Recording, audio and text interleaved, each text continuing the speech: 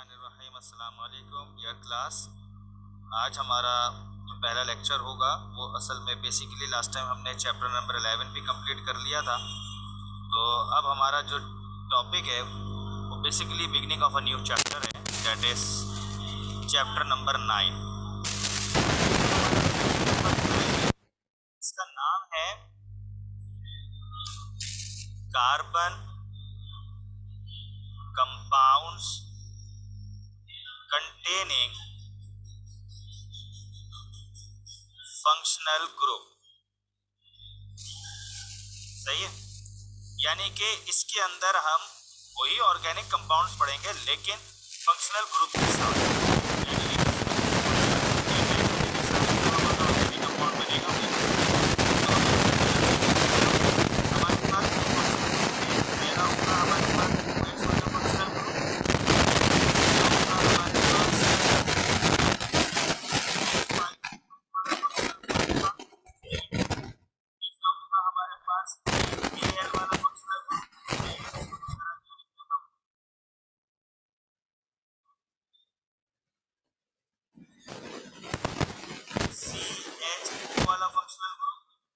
चौथा होगा हमारे पास सी डबल बॉन्ड वाला फंक्शनल ग्रुप।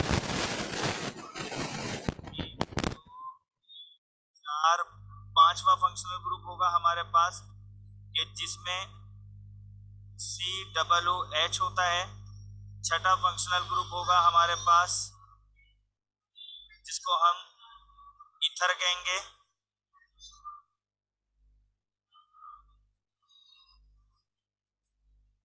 यानी कि सी के साथ दो सी के दरमियान एक ऑक्सीजन, और सातवां होता है हमारे पास दो ऑक्सीजन के दरमियान सी। सही है, इस ग्रुप को हम कहते हैं अल्कोहल। ये अल्कोहल बनाते हैं, वैसे हाइड्रोक्साइल ग्रुप कहलाते हैं।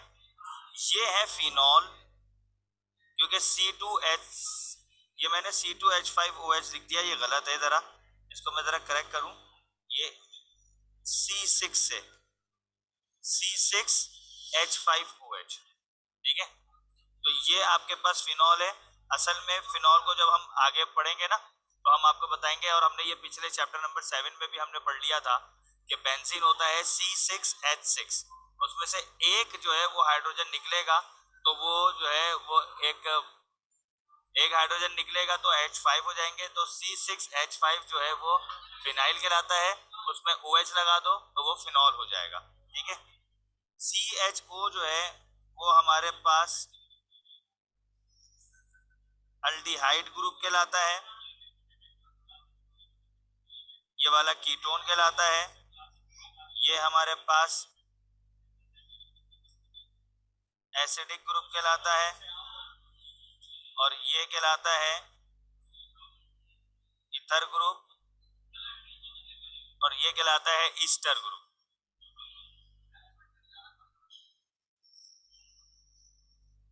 इसके नाम के साथ हम OL लगाते हैं, इसको तो हम फिनॉल ही कहते हैं एज इट इज। इसके नाम के साथ हम Al लगाते हैं अल्डिहाइड। इसके नाम के साथ हम ONE लगाते हैं NONE। इसके नाम के साथ हम आखिर में ओइक एसिड लगाते हैं, और इसके नाम के साथ हम ऑक्सी लगाते हैं, और इसके नाम के साथ हम O8 लगाते हैं। ये चूंकि हम इससे पहले बार बार डिस्कस कर चुके हैं तो इसलिए मैंने इसको इन टर्म्स शॉर्टली इसको डिस्क्राइब कर दिया। तो पहला टॉपिक जो हमारा है, तो पहला टॉपिक जो हमारा होगा वो है अल्कोहल, ठीक है। अल्कोहल की डेफिनेशन क्या है, सबसे पहले तो आप देखें अल्कोहल बेसिकली क्या है कि ऑर्गेनिक कंपाउंड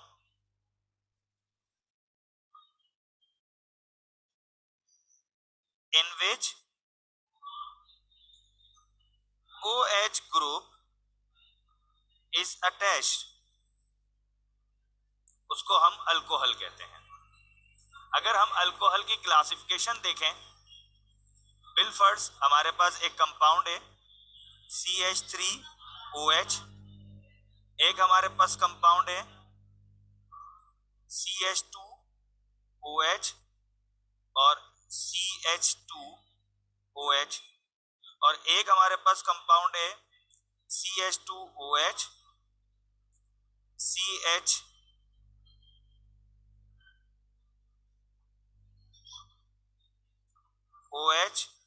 और CH2OH। अब आप गौर से देखें, इसके अंदर एक OH ग्रुप लगा हुआ है, इसलिए हम इसको कहेंगे मोनो हाइड्रिक अल्कोहल। एक OH लगा हुआ है ना, इसमें दो OH लगे हुए हैं, ये कहलाएंगे डाई हाइड्रिक अल्कोहल। इसमें तीन OH लगे हैं, ये कहलाएंगे ट्राई हाइड्रिक अल्कोहल। ठीक है, फंक्शनल ग्रुप। और फंक्शनल ग्रुप में भी हमारा पहला वाला फंक्शनल ग्रुप जो OH वाला होता है, तो OH तो फंक्शनल ग्रुप है, OH लगने के बाद जो कंपाउंड बनता है वो समझा रहे हैं, वो है अल्कोहल। अब जैसे अल्कोहल में हमारे पास क्लासिफिकेशन देखें तो हमारे पास आता है, एक आता है प्राइमरी अल्कोहल, एक आता है सेकेंडरी अल्कोहल, एक आता है tertiary alcohol. Primary secondary tertiary alcohol क्या होगा? प्राइमरी अल्कोहल होगा जब आपके पास कार्बन के साथ OH लगा हुआ हो, लेकिन इस कार्बन के साथ सिर्फ एक अल्काइल हो, बाकी दो हाइड्रोजन हो, इसे हम कहेंगे प्राइमरी अल्कोहल। इसका फॉर्मूला हम यूं भी लिख सकते हैं, R के साथ CH2OH।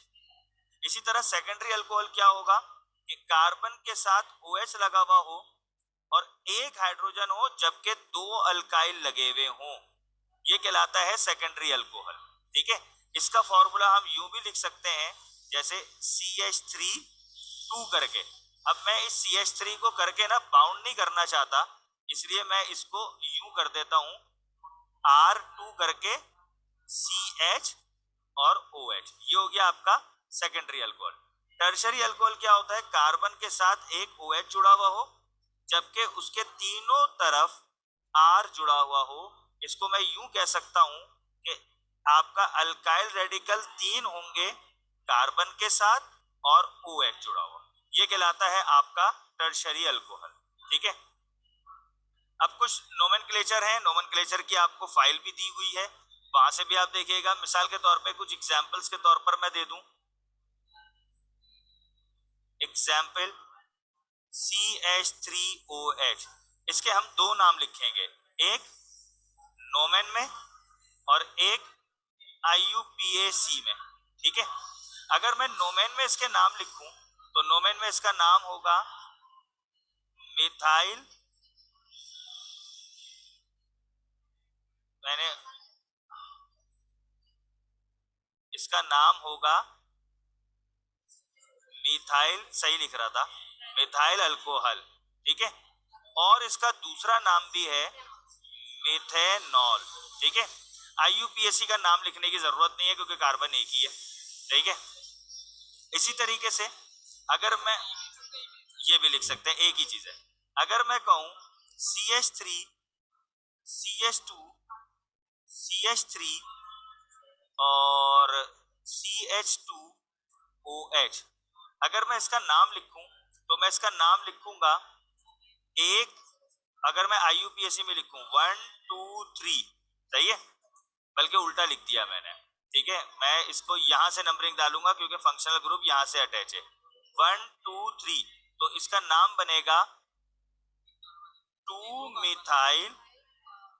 मिथाइल 1 और प्रोपेनॉल। सही है, ये भी हो सकता है। अच्छा, अगर मैं इसका नोमेनक्लेचर में नाम रखूं, ठीक है, तो मैं ये देखूंगा ये 1 2 3 4, यानी कि CH3 CH2 CH2 और CH3, चार कार्बन है ना, चार कार्बन को कहते हैं हम ब्यूटाइल, क्योंकि इनकम्प्लीट है ना एक जगह से, और चूंकि एक कार्बन ऊपर है तो हम उसको हम कहेंगे आइसो, आइसो ब्यूटाइल अल्कोहल या आइसो ब्यूटेनॉल। सही है, या तो आइसो ब्यूटेनॉल कह देंगे या आइसो ब्यूटाइल अल्कोहल कह देंगे। 4 कार्बन है इसलिए हमने ब्यूटाइल का। लेकिन आईयूपीएसी में हमने ब्यूटाइल क्यों नहीं कहा, क्योंकि हमने इस कार्बन को अलग से नाम लिख दिया, हमने इस चेन का नाम रखा और हमने इसको प्रोपेनॉल कह दिया क्योंकि OH लगा हुआ था। ठीक है, अच्छा इनमें सिर्फ नाम का फर्क है। नोमेनक्लेचर कहते हैं नाम को, आईयूपीएसी कहते हैं कि उसके नंबरिंग के साथ नाम को, कार्बन की पोजीशन के साथ नाम को। ठीक है, अब हमारे पास आ जाते हैं टॉपिक जिसका नाम है मिथाइल अल्कोहल, जिसका दूसरा नाम है मेथेनॉल। इसका फॉर्मूला है CH3OH। The first heading is preparation, कि ये बनता कैसे है। प्रिपरेशन कि ये बनता कैसे है, तो हमारे पास पहली हेडिंग होगी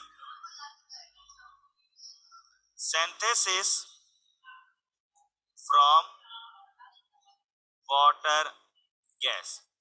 वाटर गैस का फॉर्मूला होता है CO+H2, और ये दोनों गैसेस आपस में मिक्स होती हैं, इसलिए हम ब्रैकेट के जरिए से इसको जोड़ देते हैं। अब लाजमी सी बात है, हमारे पास इस वाटर गैस के जरिए से मिथाइल अल्कोहल बन रहा है। सही है, तो हमारे पास फॉर्मूला क्या बनेगा, CH3OH। सही है, अब मैं ये देखता हूं कि CH3OH में 4 हाइड्रोजन है, जबकि मेरे पास इधर 2 हाइड्रोजन है, तो मैं इधर 2 लगा के इसको बैलेंस कर दूंगा। रिएक्शन मेरे पास कंप्लीट है, बस इसमें मुझे कैटलिस्ट का इजाफा करना होगा जिंक ऑक्साइड का। सही है, जिंक ऑक्साइड इसके अंदर कैटलिस्ट के तौर पर इस्तेमाल होगा। दूसरी इन्होंने एक हेडिंग दी है कि डिस्ट्रक्टिव डिस्टिलेशन ऑफ वुड। आपने लकड़ी को एक कंटेनर में बंद कर दिया। लेट सपोज कि हमारे पास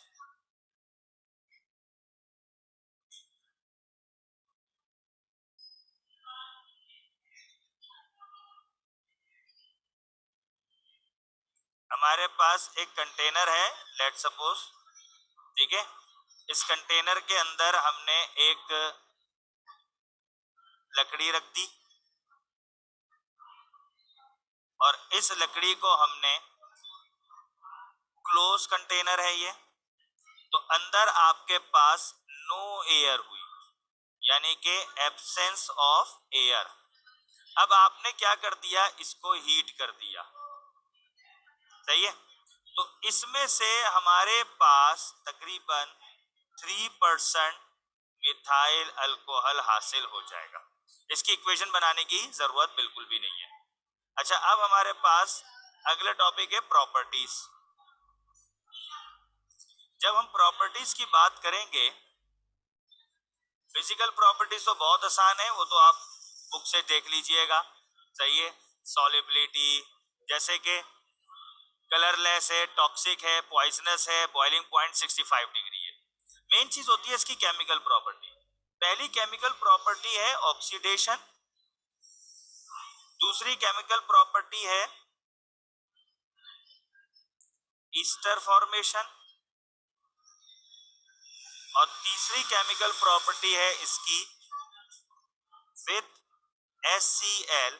इस HCl को हम हेलोजन एसिड कहते हैं। अच्छा, इसमें आप हेलोजन चेंज कर सकते हैं, HBr भी हो सकता है, HI भी हो सकता है। ऑक्सीडेशन का मतलब होता है कि हमारे पास रिएक्टेंट में एक ऑक्सीजन हो। अगर हम रिएक्टेंट में 2 ऑक्सीजन रखेंगे तो वो हमारा रिएक्शन कंबस्शन बन जाएगा, इसलिए हम रिएक्टेंट में नेसेंट ऑक्सीजन रखते हैं, और नेसेंट ऑक्सीजन हमें K2Cr2O7 पोटेशियम क्रोमेट, जिसको हम कहते हैं कैटलिस्ट, से हासिल होती है। चूंकि ये हमारी केमिकल प्रॉपर्टीज है इथाइल अल्कोहल की, तो CH3OH ये हमारे पास जो है वो इथाइल अल्कोहल आ जाएगा।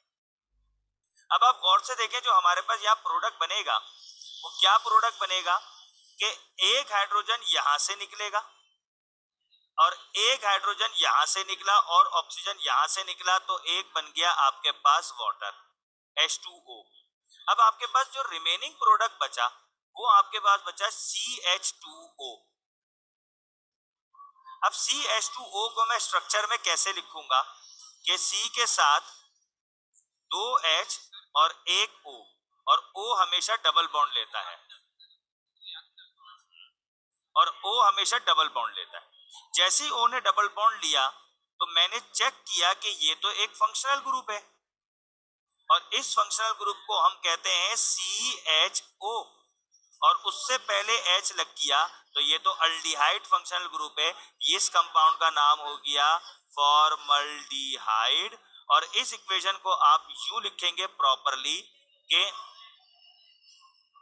CH3OH plus nascent oxygen arrow K2Cr2O7, product में आएगा water and HCHO, formaldehyde.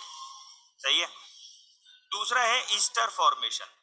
Easter formation के लिए आप क्या करेंगे, सबसे पहले तो इथाइल अल्कोहल लेंगे यानी कि CH3OH, और इसके साथ आप ले लेंगे एसिटिक एसिड CH3COOH। अब जैसे आप प्रोडक्ट बनाएंगे, सही है, तो क्या होगा, ये H और ये OH दोनों मिलके वाटर बना देंगे। अब आपके पास रिमेनिंग प्रोडक्ट क्या बचा, ये वाला CH3, ये वाला CH3, और बीच में C को मैं इस तरह लिखूंगा OCO। इस OCO की वजह से ये ईस्टर बन जाएगा और इसका नाम बनेगा डाइमिथाइल ईस्टर। ठीक है, ये भी हमारा हो गया। विथ HCl, CH3OH को अगर मैं HCl के साथ रिएक्ट करूंगा तो ये बहुत सिंपल रिएक्शन है। यहां से OH निकलेगा, यहां से H निकलेगा, वाटर बन जाएगा, और दूसरी तरफ CH3Cl मिथाइल क्लोराइड बन जाएगा। ठीक है, ये हमारे पास इसकी केमिकल प्रॉपर्टीज थी। बिल्कुल सेम केमिकल प्रॉपर्टीज हमारी इथेनॉल के साथ होंगी। इथेनॉल, जिसका दूसरा नाम इथाइल अल्कोहल है, और इसका फॉर्मूला है C2H5OH। इसकी प्रिपरेशन हम देखेंगे। सबसे पहली प्रिपरेशन है फ्रॉम दी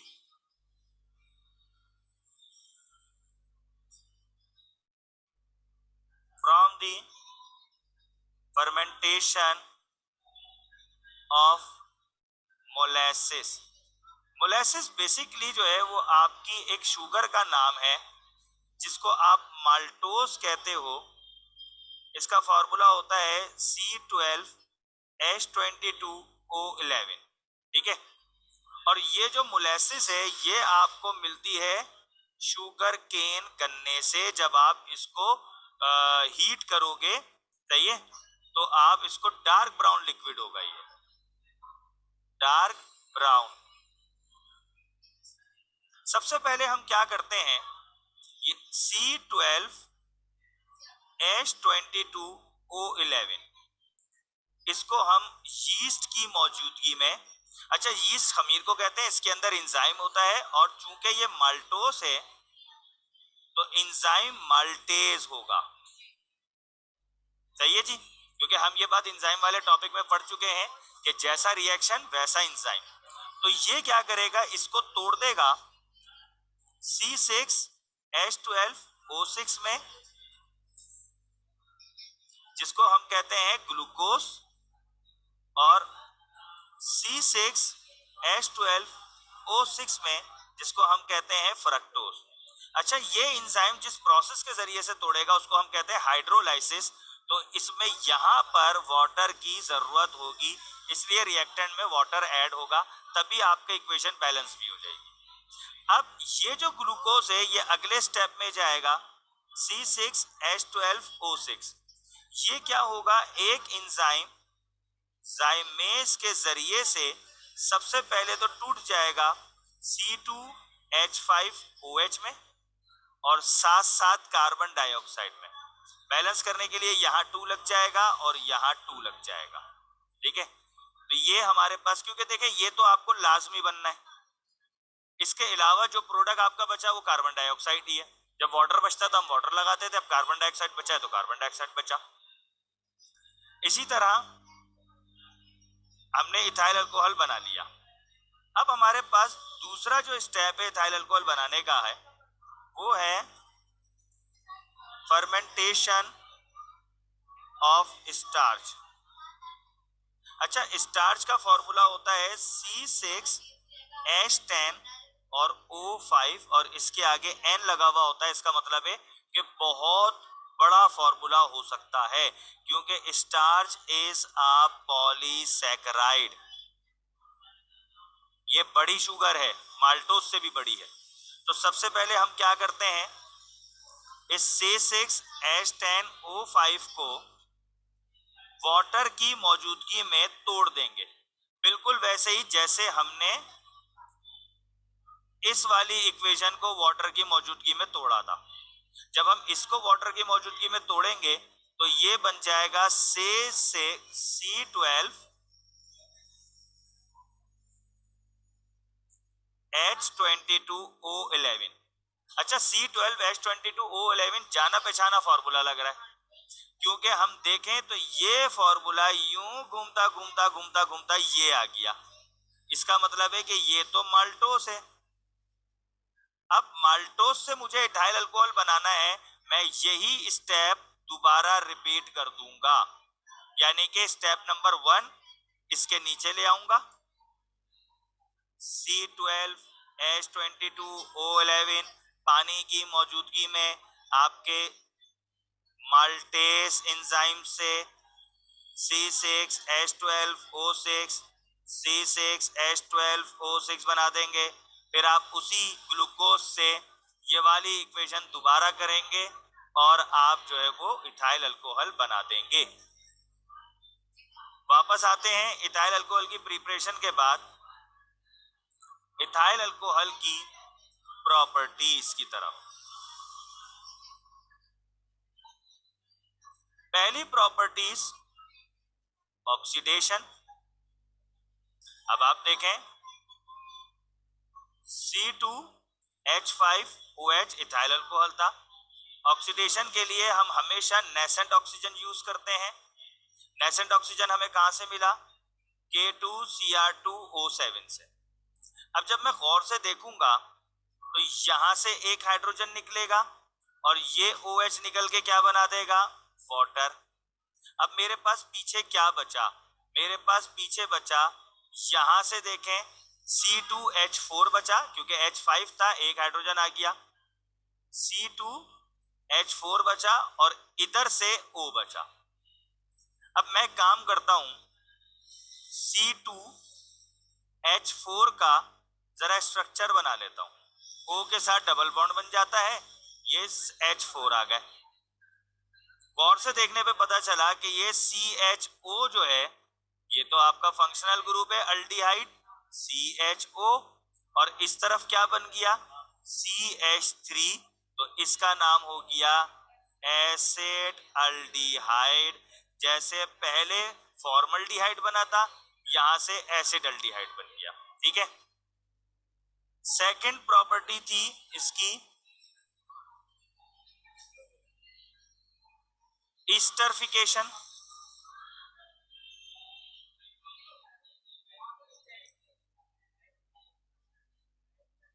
और इस स्टेरिफिकेशन को आप ईस्टर फॉर्मेशन भी कहते हो। अच्छा, ईस्टर फॉर्मेशन में हमने इससे पहले क्या लिया था, हमने मिथाइल अल्कोहल लिया था। अब हम लेंगे इथाइल अल्कोहल C2H5OH। उस वक्त हमने लिया था एसिडिक एसिड CH3OOH, इधर भी हम वही लेंगे एसिडिक एसिड CH3COOH। अच्छा, उधर हमारे पास भी वाटर निकल गया था, सही है, इसमें भी आपके पास वाटर निकल जाएगा। इधर आपके पास क्या बचा, एक तरफ बचा C2H5, एक तरफ बचा आपके पास ये वाला CH3, और बीच में COO जो बचा उसको मैं इस तरह लिखूंगा OCO। तो ये बन गया आपका मिथाइल इथाइल ईस्टर, सही है, ये आपका ईस्टर बन गया। फिर हेलोजन एसिड के साथ होगा C2 हेलोजन एसिड, C2H5OH, कोई हेलोजन एसिड ले लें, HCl लिया था, HCl लेते हैं, तो ये OH और H मिलके बना देगा वाटर, और C2H5Cl, इसको हम कहेंगे इथाइल अल्कोहल। तो ये हमारे पास इथाइल क्लोराइड, हमारे पास ये इथाइल क्लोराइड बन गया। तो ये हमारे पास टॉपिक है। नेक्स्ट क्लास के अंदर हम फिनॉल पढ़ेंगे, तो अब हम नेक्स्ट क्लास में फिनॉल पढ़ेंगे, ठीक है जी।